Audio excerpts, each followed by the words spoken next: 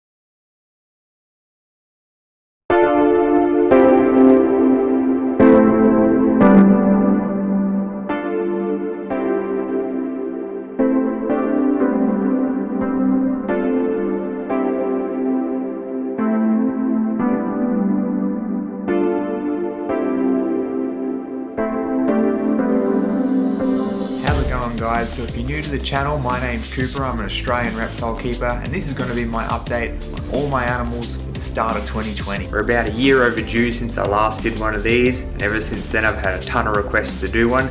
I've gotten a few new animals since then, so let's get right into it.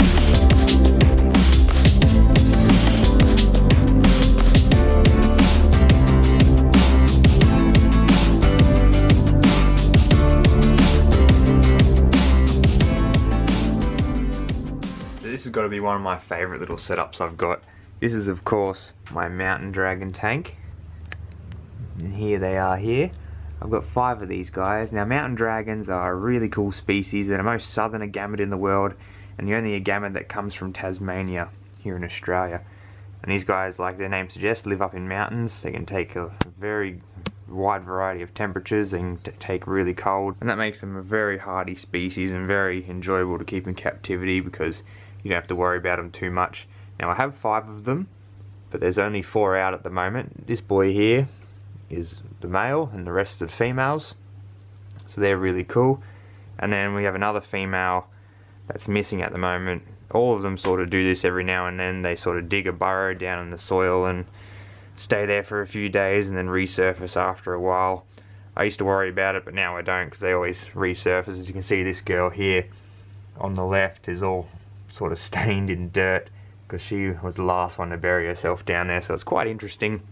It's a new development that's happened since I sort of put them in this enclosure and gave it a really deep substrate, which was originally for the bioactivity, because this is a bioactive enclosure. It's got all microfauna in there, aka cleanup crew, live plants. I've added those in recently. It's got a fern in the back there which is doing really well. And then these new other plants which are starting to grow pups and stuff down there, which is really cool. So yeah, the enclosure is just doing great and these guys are doing great in there. I'm keen to try next year to breed them more successfully than I did this year. I did get a few babies out this year, which we'll look at in a minute, but I think we can do a bit better because they are growing a bit bigger now and they'll be at a better size to produce more viable eggs. Those are my adult mountain dragons, and like I said, this is one of my favorite sort of display setups. I made the whole rock background and everything. Make sure you go back and check out that video if you're interested to see how I made it. But yeah, these guys are awesome. One of the smallest agamids you can get here in captivity that's readily available. And yeah, really cool, really athletic, as you can see. But yeah, amazing animals. If you think the adults are tiny, wait till you see the babies. So here we have the little babies, and they're absolutely tiny. They're such cute little things. They're starting to smash food now, which is amazing. And there they are. You can see they sort of have little red heads, which is really cool. They have those nice colours coming through. But yeah, they're amazing little dragons, and if you look at my finger next to them, they can basically fit on the tip of your finger. And they've grown a little bit since they hatched out of the eggs. See, I got a few out this season, but I had a lot of eggs that went bad, so hopefully next season we can do a lot better with this species, because there's not really many people around that's breeding them, and there's really no info online on keeping and breeding these guys. So I hope to change that soon in the future and get some more info out there, but at the moment it's kind of trial and error for me. But yeah, this is a little setup at the moment. I'm still just trying to get them growing, make sure they're healthy, and then yeah, we can set them up in something a bit more interesting. As you can see, they zoom around like little rockets. They're absolutely adorable. Coming down from the little baby mountain dragon nursery, we have my arid Taliqua setups, aka my inland desert blue tongue skinks. So these setups are pretty simple. And up the top here I've got my Centralian blue tongue pair, and they're super cool. And then underneath I have my western blue tongue pair. And how I've got these set up at the moment is basic hides on your left there that are warm hides. That's basically like a fake rock that I've made. There's also some bark. And then on the cool sides, as you can see, this girl's climbing through it right now. We actually have a bunch of leaf litter and gum leaf branches and stuff, and that's to simulate the sort of bushes and shrubs they'd hide in the wild. Especially these Centralians, they love vanishing into the spinifex and stuff like that. So that's what that's basically replicating, and they usually sleep under there on warm nights and stuff. So really cool, really easy to set up, and it works great. So this pair of western blue tongues is now a little over a year old. They've grown so much, they're absolutely huge now. Here's the big female. As you can see, she's got some size on her now. And then that one is actually a male. So he's a little bit smaller. But yeah, they've grown so well, and they're such beautiful animals. These guys are a WA locality on the coast of Western Australia. It's a place called Geraldton. And yes, they have those really nice bright colours. They're super cool, and they're actually in shed at the moment too, so they're usually even a bit brighter than that. But yeah, they're such cool animals. They're a really cool species. They're a lot like eastern blue tongues, but they're a bit more shy. They do spend a lot more time hiding, and they don't appreciate handling and stuff as much. With that said, these guys don't mind it, but yeah, they just kind of want to do their own thing most of the time. But they're a super cool species and just absolutely beautiful. They're like living art. So then we have the amazing Centralian blue tongues. These guys are really rare to come by in captivity, so I'm very grateful I was able to pick some up. Now these guys had some breeding action at the start of when I got them, and I thought this girl might have been pregnant because she is just an absolute massive lump. You know, she's absolutely huge. There's that awesome tongue flick that these guys have. It's different to all the other blueies. But yeah, turns out she didn't have any babies. She's just fat. But it's good to know the male is keen to go, so hopefully next season we can see what we can do and get some little baby dinosaurs out, because they are a really cool species, really different from all the other blue tongues, and they stay a bit smaller. She's in shed at the moment, so she's not very colourful, but the boy actually just shed, and he's interesting because he actually has a really washed out pattern. Sometimes it even looks like a patternless lizard. It's really different, but yeah, I love them both. They're an amazing species. So here we have what is undoubtedly the oldest animal I've had here. I've had this girl the longest. And this is of course my female pygmy bearded dragon, Pogono Henry Lawsoni. So yeah, if you're unfamiliar with these guys grow a bit smaller than your normal beardies. This is an adult size here. And yeah, she's an absolute sweetheart. She spends most of her time just sitting there looking majestic, or right down underneath this sort of rock hide I've put there. She digs a little burrow under there and she loves sleeping under there and doing her thing. I think she's about 11 years old this year. I'd have to check the dates. I know I always say that in videos where I film her, but yeah, she's definitely up there in age and not slowing down at all. Still doing what she's always done. As much as I like this setup and it does really well, I might actually think about upgrading it this year, doing a better back rock wall and stuff like that. Just make something different for her because she's been in this enclosure for a long time. I might just tear the whole thing completely down and make a whole new one for her. Maybe with some more height so she can do some more climbing. Who knows, we'll see what we can figure out, but yeah, that is my female.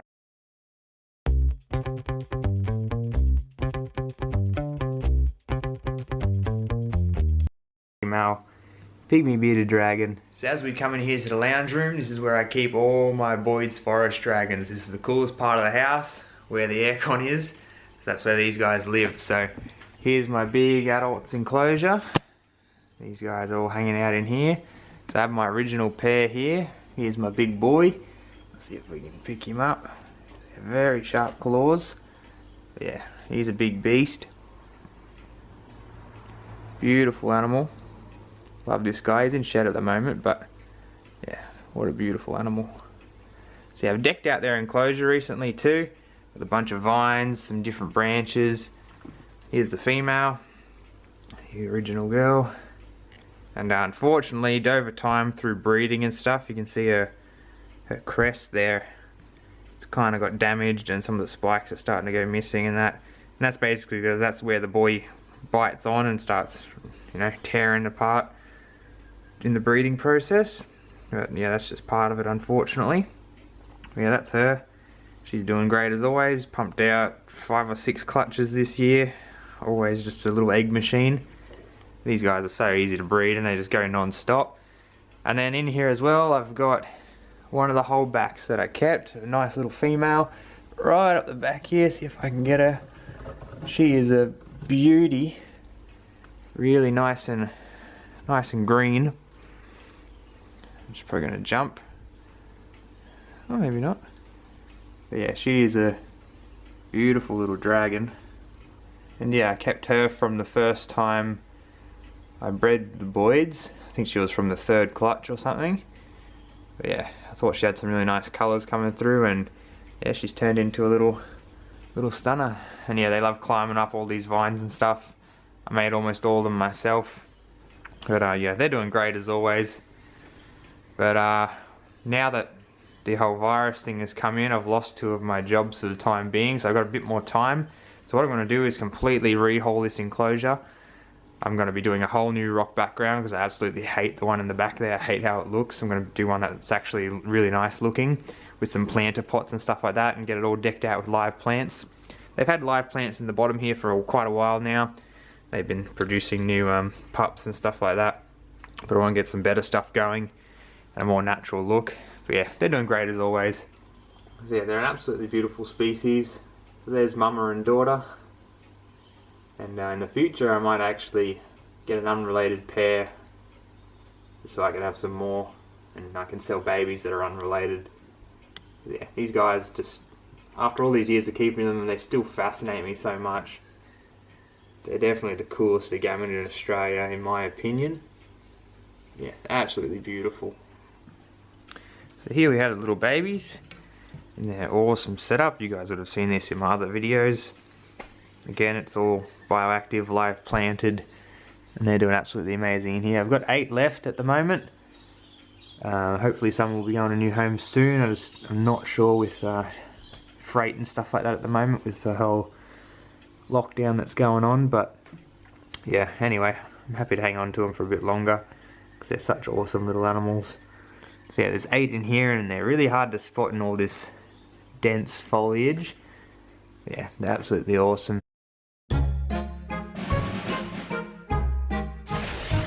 are crazy. Some smashing food, growing well. It's crazy how different they look as babies compared to adults. They don't have all their large spines and stuff like that. Yeah. If you live in or around the Central Coast, New South Wales, and you're after some boids and you have the correct licensing, I always have some available, so hit me up through my Facebook page and we can get talking. So in here we have my newest addition. I got him not long ago and he is absolutely awesome. My first species of monitor that I've kept myself. This is a little pygmy mulga monitor, or a Gillen's monitor. And yeah, he's been growing, he's shedding at the moment. As you can see, he's all flaky all over. But let's see if we can get in close. He's pretty shy. He doesn't like me coming too close to him. Which is understandable. In the wild he'd be prey to almost anything at this size. But what a cool little animal. So intelligent, always looking around, seeing what's going on. It's so incredibly fast. Little rocket. So he's really cool. Again, this is a Varanus gilleni, one of the smallest monitors, or one of the dwarf monitors here in Australia. One of the more common ones that you can get here in captivity. But yeah, super cool, really pretty. Got that nice white tail and these cool patterns. But yeah, what an awesome little animal. And yeah, he's doing awesome. This is his setup. He's got that big hollow log which he sleeps inside. And he's always hanging out in and around that. It's really cool. Really natural for him because he is a tree monitor that likes dwelling in the bark cracks and stuff like that. So yeah, amazing little animal. I absolutely love him. Can't wait to see him get nice and big. Get him nice and tame and handleable. Yeah, they've got all that monitor attitude, charm and looks in a little tiny package. It's so cute. Yeah, he's a wicked little animal. Very active, which is how they should be. So that was all the indoor animals. Let's check out all the outdoor enclosures.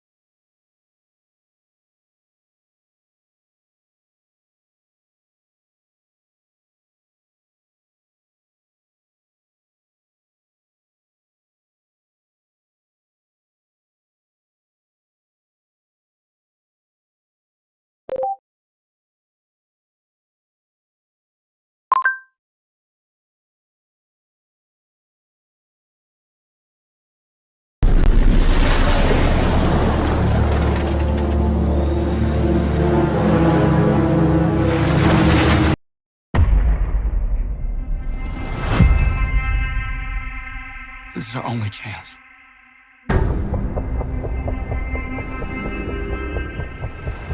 We have to take it.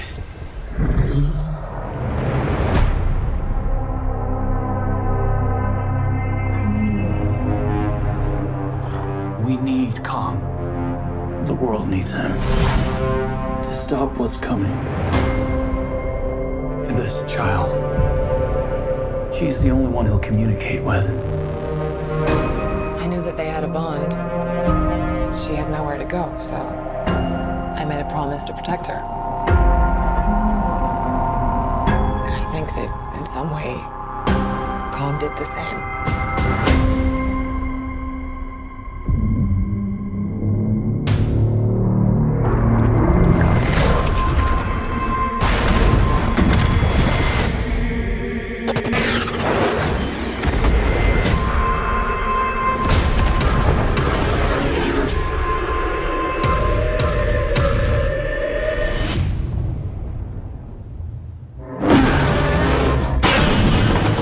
It's Godzilla.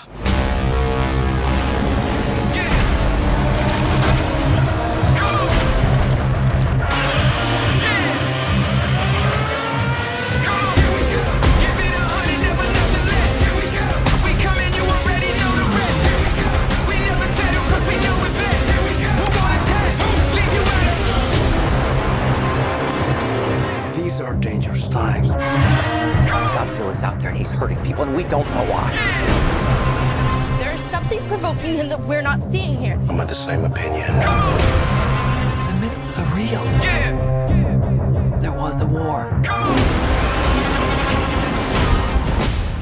And they're the last ones standing. I keep reaching for greatness because I'm built from it. Who bows to who? Nobody gon' stop for me. Here we go. Kong bows to no one. Here we go.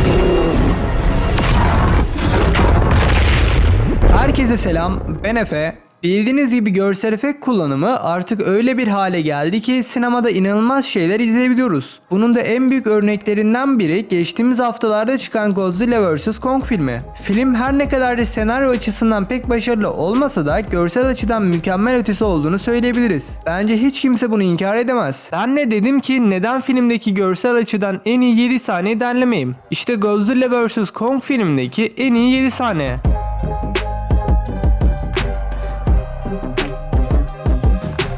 En çok sevilen iki titanın ilk kez karşı karşıya geldiği bu sahne fragmanlarda ilk gösterildiğinde alay konusu olmuştu. Ancak sahnenin tamamı beklentileri alt üst etmeyi başardı. Geminin üzerinde başlayan savaş ardından su altına devam ediyor. Yüzeyde birkaç kez olsun Godzilla'yı vurmayı başaran Kong su altına gelince neredeyse ölüyordu. Bunun da nedeni Godzilla'nın yüzeyde olduğu kadar su altında da başarılı olmasına kaynaklanıyor. Bu arada kanalıma abone olup bildirimleri açarsanız gerçekten çok mutlu olurum. Ayrıca 2 saniyenizi ayırıp Discord sunucuma da gelirseniz çok sevinirim. Orada da bayağı aktifiz ve çeşitli etkinlikler yapıyoruz. Ne de olsa kendisi okyanusunda kralı. İnsanların yardımı olmasa muhtemelen ilk rounddan bu savaşın kazananı Godzilla olacaktı. Godzilla vs. Kong nihayet bu filmle beraber Hollow de tanıttı. Hatta iki yeni canavarı da beraberine getirdi. İki Warbats ya da diğer adlarıyla Nozuki ile Kafatası Adası'nın kralının kapışmasını izlemek hem keyifli hem de görsel açıdan büyüleyiciydi. Kong bu iki canavarı kolayca mağlup etti. Tabii ki yine insanların yardımı ile. Dahası Kong Nozuki'nin kafasını vücudundan ayırdı ve iç organlarını büyük bir zevkle yedi. Bu sahne gerçekten ilginç ve bir o kadar da iğrençti. Mechagodzilla'nın ilk gösterildiği sahne eminim ki birçoğunuz için sürpriz olmadı. Ancak yine de bu mekanda Apex'in organik titanlar ürettiğini ve onlardan biri olan Skullcrawler'ı tekrardan görmek heyecan vericiydi. Ancak yine ömrü fazla sürmedi ve 2 saniye içerisinde Mechagodzilla tarafından ortadan ikiye ayrıldı. Godzilla ve Kong arasındaki ikinci savaş Hong Kong'da yaşandı. Ancak bu sefer Kong yeraltı tapınağından bulduğu dev savaş baltasıyla silahlanmıştı. Bu da ona epey bir avantaj kazandırdı. İkisi de birbirlerine karşı imza hareketlerini kullandı ve ortalık birbirine karıştı. Ayrıca Godzilla Kong'un baltası olmasına rağmen atomik nefesini ve keskin pençelerini kullanıyordu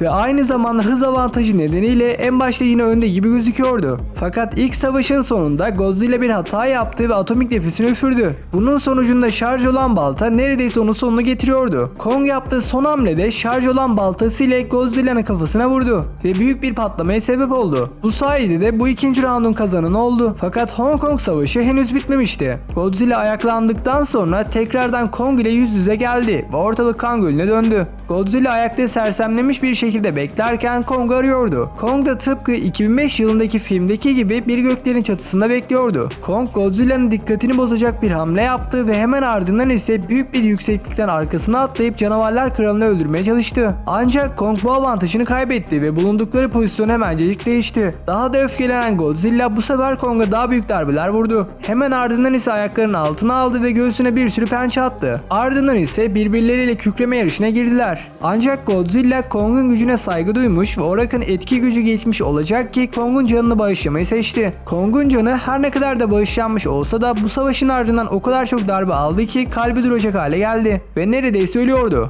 Yani ölmekten beter bir konuma geldi. Film aynı zamanda bize Godzilla ve Mechagodzilla kontrollü Ghidorah arasında müthiş bir kavga sağlıyor. Bu sahne bize kırmızı enerji ışını füzeleri, güçlü jet motorları da dahil olmak üzere birçok Mechagodzilla özelliğini gözler önüne seriyor. Bu yenilikçi teknolojiler sayesinde robot Godzilla gerçek Godzilla'yı bir yumruk topuna dönüştürdü.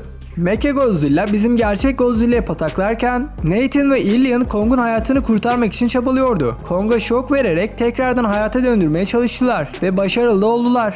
Hemen ardından ise Kong, Jie ile yaptığı güzel ve anlamlı bir konuşmanın ardından çıkan omzunu düzeltti ve eskisinden daha sinirli bir şekilde tekrardan maça dahil oldu. Mechagodzilla tam Godzilla'nın ağzına üfürecekken Kong geldi ve hayatını kurtardı. Hemen ardından ise bu ikili güçlerini birleştirdi ve Mechagodzilla'nın canını okudu. Godzilla son darbe olarak atomik nefesiyle Kong'un baltasını şarj etti ve bu da Kong'un onun devasa parçalarını ayırmasına yardım etti. Nihayetinde Godzilla'nın yapamadığını Kong yaptı ve her zamanki gibi başını kopartarak "Kral benim lan" dedi. Ardından ise bu iki koca olan ateşkes sağladı. Godzilla evine yani okyanusun derinliklerine geri döndü. Kong da Hollow. Peki ya sizlerin görsel açıdan büyüleyici bulduğunuz, daha doğrusu en çok sevdiğiniz sahne hangisiydi? Düşüncelerinizi yorum olarak yazın. Her neyse, umarım video hoşunuza gitmiştir. Videoyu beğendiyseniz